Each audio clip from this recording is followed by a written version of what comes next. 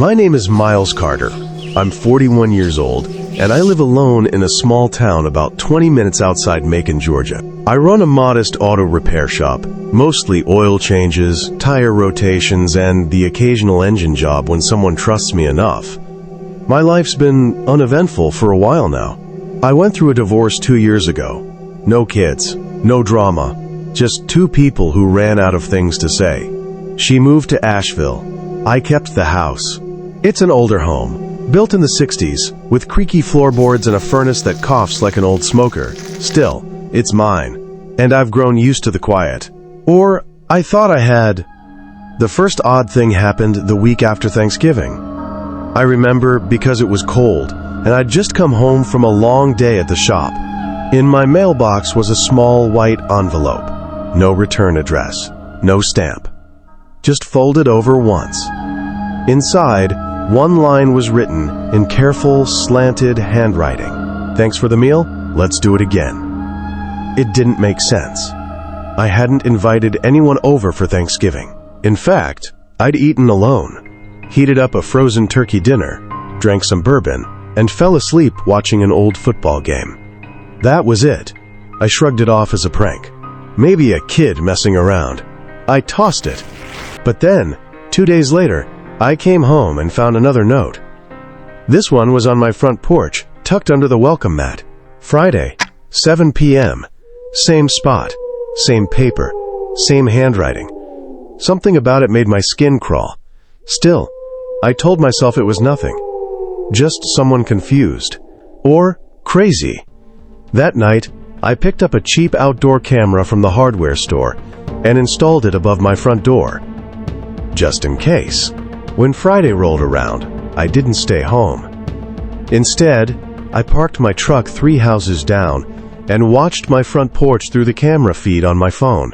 At exactly 6:58 p.m., he appeared. A man. Tall. Lanky. Wearing a long brown coat and a faded green beanie pulled low over his forehead. He walked up to my porch casually, like he'd done it 1,000 times before. Then he sat down on the top step. He pulled a small foil-wrapped sandwich from his coat. Slowly, almost reverently, he unwrapped it, then began to eat. No rush. Bite by bite, chewing slowly, gazing out at the street like he was enjoying the view. He stayed for exactly 20 minutes. When he finished, he wrapped the foil neatly, placed it in his coat, and stood.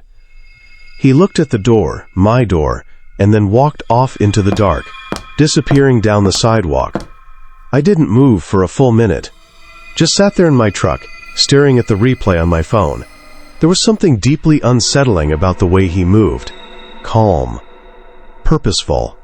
Like this wasn't new. The next morning, I found a third note, folded carefully and placed on the porch, under a small rock. "You changed the menu. I like the pie better." My stomach twisted. I hadn't made any pie. Not this week. Not last week. Not in years. But once. Years ago, my ex-wife used to bake pecan pie from scratch.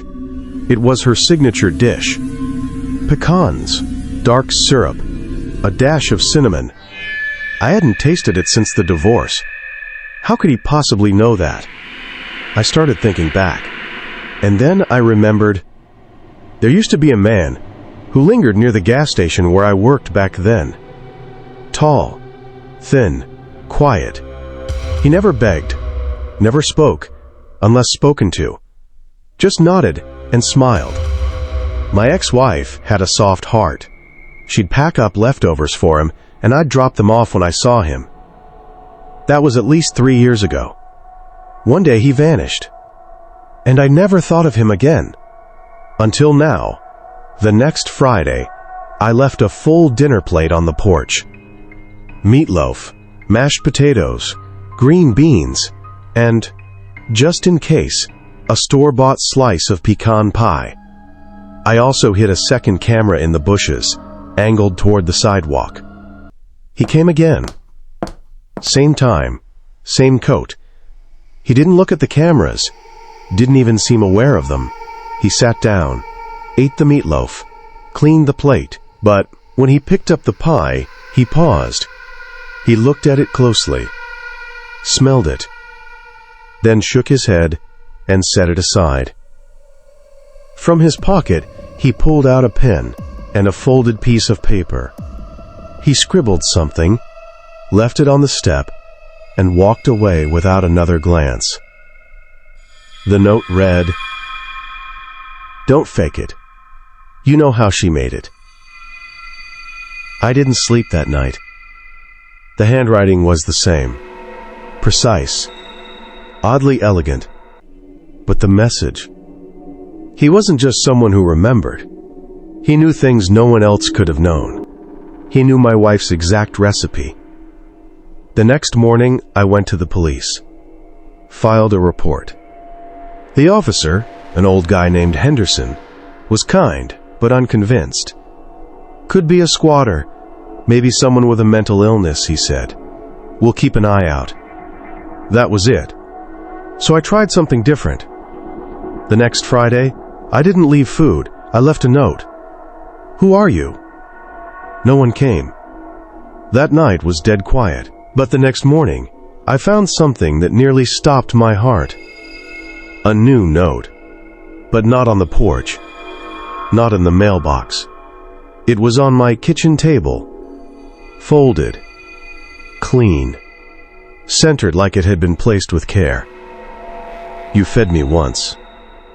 I remember everything." My house had been locked. All the windows sealed. The alarm hadn't gone off. There were no signs of a break-in. I checked the entire house, heart pounding, flashlight in hand. Nothing. Until I opened the basement door and saw the plate. A fresh slice of pie, sitting on the old wooden shelf where my ex-wife used to cool her baked goods. Still warm. I left the house that afternoon. Drove straight to Atlanta and rented a furnished apartment. I never went back. Sold the house through an agent. Told myself it was a clean break. But every Friday night without fail, at exactly 7 p.m., I hear it. Just once. A knock. Soft. Calm.